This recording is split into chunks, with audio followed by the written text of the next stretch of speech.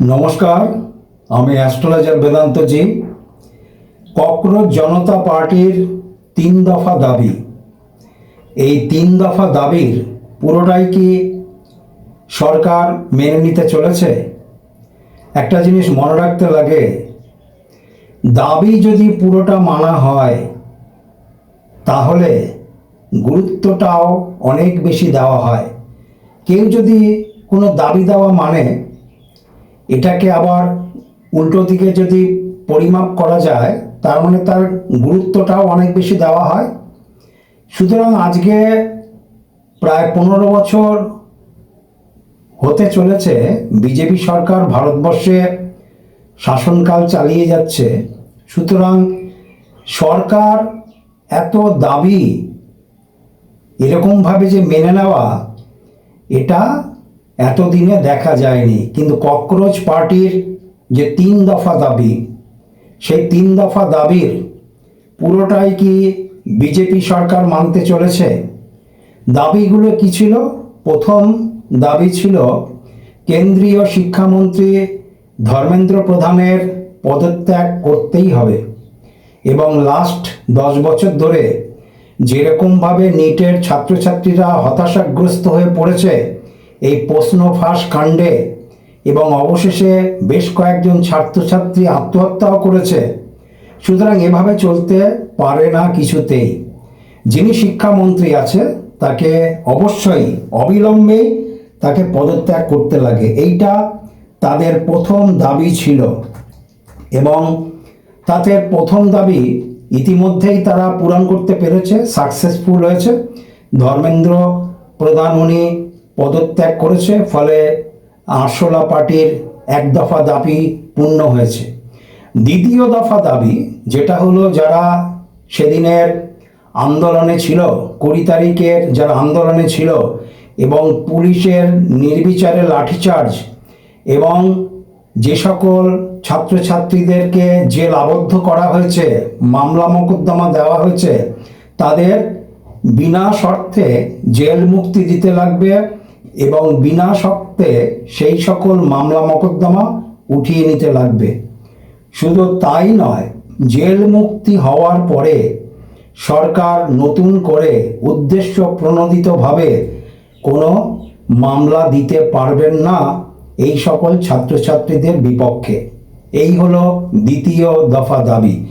সুতরাং সেই দফা দাবির ওপরে বর্তমানে ছাত্রছাত্রীরা বারবার সরকারকে হুঁশিয়ারি দিচ্ছে, এবং ইতিমধ্যেই সরকার বলেছে হ্যাঁ, কার্যক্রম আরম্ভ হয়েছে, এবং যে সকল ছাত্রছাত্রীদের আটক করা হয়েছিল বা যারা জেলবন্দি আছে তাদেরকে মুক্তির বিষয়ে সরকার চিন্তাভাবনা চলছে। অলরেডি প্রসিডিংটা আরম্ভ হয়েছে। সত্যি সত্যি শোনা গেল কলকাতাতে সেদিনের যারা আন্দোলন করেছে, সুতরাং তাদেরকেও অল্প অল্প করে জেল থেকে মুক্তি দেওয়া হচ্ছে। সুতরাং প্রসিডিংটা এগিয়ে চলেছে 2 দফা দাবির, অর্থাৎ জেল মুক্তি বিনা শর্তে এবং নতুন করে মামলা দেওয়া যাবে না। তৃতীয় দফা দাবিটা কি? লাস্ট 10 বছরে এই বারবার নিট পরীক্ষার প্রশ্নপত্র ফাঁস হয়ে যাওয়ার জন্য একটা চিকিৎসার প্রবেশিকা পরীক্ষা বলে কথা, অত্যন্ত গুরুত্বপূর্ণ পরীক্ষা। ডাক্তারদের ওপরে মানুষের প্রাণটা থাকে, ডাক্তাররাই প্রকৃতপক্ষে ভগবান। বাস্তবে যিনি ভগবান, সে তো ডাক্তাররাই ভগবান। মানুষের প্রাণ একমাত্র ডাক্তারই বাঁচাতে পারে। সুতরাং এইরকম একটা ডাক্তারি পরীক্ষার প্রবেশিকা পরীক্ষার প্রশ্নপত্র ফাঁস, এই পরীক্ষাটা দিতে গেলে ছাত্রছাত্রীদের প্রচুর অধ্যয়ন করতে লাগে এবং অনেক দিনের একটা স্টাডি করতে লাগে, ফলে তাদের একটা মানসিক প্রস্তুতি থাকে। এবং অবশেষে যখন শোনে পরীক্ষার কয়েকদিন আগে যে প্রশ্নপত্র ফাঁস হয়ে গেছে, পরীক্ষা হবে না, ফলে ছাত্রছাত্রীদের দীর্ঘদিনের অধ্যয়ন, এই প্রচেষ্টা, উল্টো দিকে গার্জিয়ানদের অনেক টাকা খরচা হয় এই চিকিৎসা শাস্ত্রে পরীক্ষা দিতে গেলে। এবং নিটে চান্স পাওয়া অত্যন্ত কঠিন। মাধ্যমিক উচ্চ মাধ্যমিকের রেজাল্টও অত্যন্ত ভালো মানের হতে লাগে, তবেই তারা নিটে চান্স পায়। সাধারণ স্টুডেন্টরা এখানে প্রবেশ করতেই পারে না। সুতরাং এত অধ্যয়ন, এত খরচা, এত স্টাডি করার পরে যখন প্রশ্নপত্র ফাঁস হয়, তখন ছাত্রছাত্রীদের মানসিক দুর্বলতা আসে, মানসিক অস্থিরতা আসে, ফলে আত্মবিশ্বাস হারিয়ে ফেলে। এই রকম অবস্থার পরিপ্রেক্ষিতে লাস্ট 10 বছরে এই ধর্মেন্দ্র প্রধানের আমলেই অনেক ছাত্রছাত্রী আত্মহত্যা করেছেন। এটা অত্যন্ত দুঃখের বিষয়। ফলে সেদিনের যে আন্দোলন ছিল, তেলাপোকা পার্টির যে আন্দোলন ছিল, সেই আন্দোলনের তৃতীয় দফা দাবি হচ্ছে যে সকল ছাত্রছাত্রী এতদিনে তারা আত্মবিশ্বাস হারিয়ে ফেলে নিটের পরীক্ষা দিতে পারেনি, শেষ পর্যন্ত আত্মহত্যা করেছে, তাদের পরিবারকে সরকারের পক্ষ থেকে 1 কোটি টাকা করে অনুদান দিতে লাগবে। এইটা হলো তাদের তৃতীয় দফা দাবি। সুতরাং প্রথম দফা দাবি সরকার মেনেছে। দ্বিতীয় দফা দাবি, যেটা আমি বললাম, নিঃশর্ত মুক্তি এবং নতুন করে মামলা দেওয়া যাবে না, সেক্ষেত্রেও সরকার সচেষ্ট হয়েছে। এখন তৃতীয় দফা দাবি, এটাও যদি সরকার মানে, তাহলে বুঝে নিতেই লাগবে আন্দোলনের তাপমাত্রা অত্যন্ত বেশি এবং আন্দোলনটা যন্তর মন্তর দিল্লি ঠিল্লি নয়, সারা ভারতবর্ষ ছড়িয়ে গেছে এবং এই আন্দোলনের সপক্ষে বাইরের থেকেও মানুষের, বিদেশি মানুষেরও সমর্থন এসছে। সুতরাং যদি সরকার তৃতীয় দফা দাবিকেও মেনে নেয়, মেনে নিলে তো ভালো, অত্যন্ত এটা সুখ খবর, এটা অত্যন্ত আনন্দের বিষয় যে যে সকল পরিবার টাকা দিয়ে তো আর সন্তান পাওয়া যাবে না, কিন্তু যাই হোক একটা অর্থদান, তবুও কারোর এক সন্তান আছে, এরকম অনেক পরিবার আছে একই মাত্র সন্তান ছিল, সে মারা গেছে, নিট দিতে পারেনি। সুতরাং টাকার বিনিময়ে কারোর প্রাণ আসে না, এটা মানতে লাগবে, কিন্তু কিছুটা অর্থদান হয়তো সেই পরিবারের সচ্ছলতাতে তাদের পিতামাতার খানিকটা মানসিক স্থিরতাও হয়তো থাকবে, এই জন্যই অর্থদান। সুতরাং 1 কোটি টাকা অনুদান তৃতীয় দফা দাবির মধ্য দিয়ে যদি সরকার মানে, মেনে নিলে অত্যন্ত ভালো বিষয়, এটা সবাই চায়। কিন্তু উল্টো দিকে মনে রাখতে লাগবে, দাবি মানা, অপর দিকে যাদের দাবি মানা হচ্ছে তাদের গুরুত্ব অনেক বেশি বাড়ছে, তাদের গুরুত্ব অনেক বেশি বাড়ছে। এতদিন যেটা পারেনি কংগ্রেস, এতদিন যেটা পারেনি আরজেডি, এতদিন যেটা পারেনি তৃণমূল কংগ্রেস, সুতরাং সেটা একটা 2 মাসের রাজনৈতিক দল 16ই মে 2026 যে দলটার জন্ম হয়েছে, সেই দলটা অতি অল্প সময়ের মধ্যে এমন এক সামাজিক অবস্থানকে কেন্দ্র করে যেরকম আন্দোলন সারা ভারতবর্ষে ছড়িয়ে দিয়েছে এবং আন্দোলনের তাপমাত্রা এতটাই বেশি ছিল, সুতরাং সরকারকে একটার পর একটা মেনে নিতে লাগছে।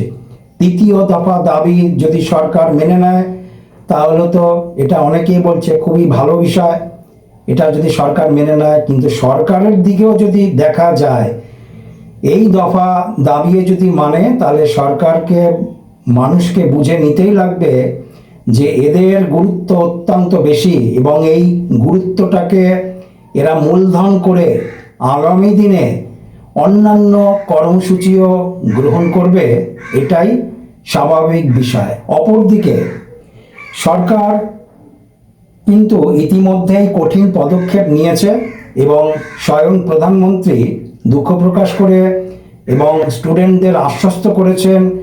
এছাড়াও শুধু আশ্বস্ত নয়, এছাড়াও উনি বলেছেন যে যাতে আগামী দিনে কোনো প্রশ্নপত্র ফাঁস না হয়, কারোর যাতে অসুবিধা না হয়, তার জন্য প্রধানমন্ত্রী স্বয়ং আশ্বস্ত করেছেন এবং সাথে সাথে পার্লামেন্টে এর বিল উত্থাপন করেছে এবং বিলে কি আছে, যদি কোনো সরকারি কর্মচারী বা উচ্চপদস্থ অফিসার বা কোনো আমলা আগামী দিনে যদি এই প্রশ্ন ফাঁস হয় এবং সেই ফাঁসের ব্যাপারে যদি কারোর নাম যুক্ত থাকে, তাহলে 10 বৎসরের জেল হবে নাম্বার 1।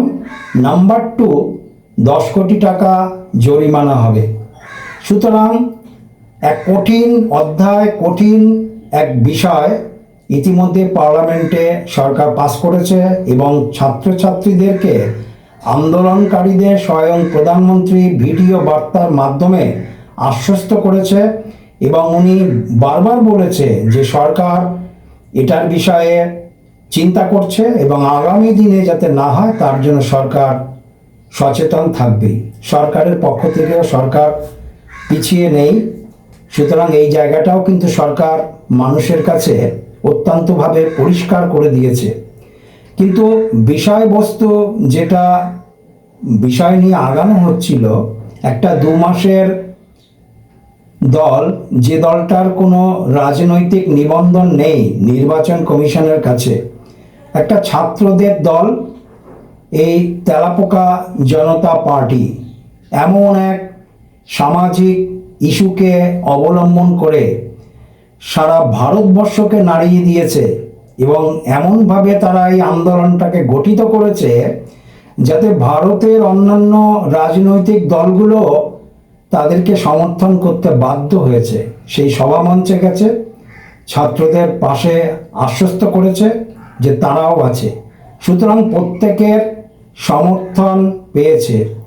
আগামী দিনে কি হবে, সরকার একটার পর একটা যদি তেলাপোকা পার্টির এই দাবিগুলি যদি মেনে নেয়, 3 দফা দাবি মেনে নেওয়ার পরেও আবারও যে 3 দফা দাবি আসবে না, আবারও অন্য কোনো বিষয়ে এই তেলাপোকা পার্টি মাঠে ময়দানে নামবে না মানুষের হয়ে, এর কোনো নিশ্চয়তা নেই। সুতরাং সরকার যখন মেনে নেবে তখন এরা উৎসাহিত হবে এবং উৎসাহিত হবে মানে মেনে নেওয়া মানে এদেরকে গুরুত্ব দেওয়া।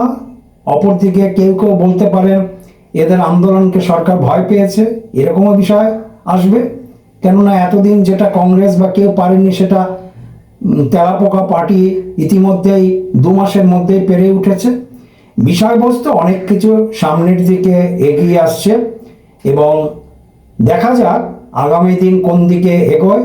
তবে আমি যেটা বুঝি, তেলাপোকা পার্টির আগামী দিনের ভবিষ্যৎ শুধু এই নিট পরীক্ষা দিয়ে নয়, আরও কিছু বিষয়ের ওপরে এদের অগ্রগতি আসছে, যেটা কিনা আমি আমার আগের ভিডিওতে আমি তাদের যে 16ই মে জন্ম হয়েছিল এই পার্টিটার, সেইটার উপরে ভিত্তি করে আমি বলেছি এবং এদের এই আন্দোলনের গতি চলবে। নমস্কার, সবাই ভালো থাকবেন।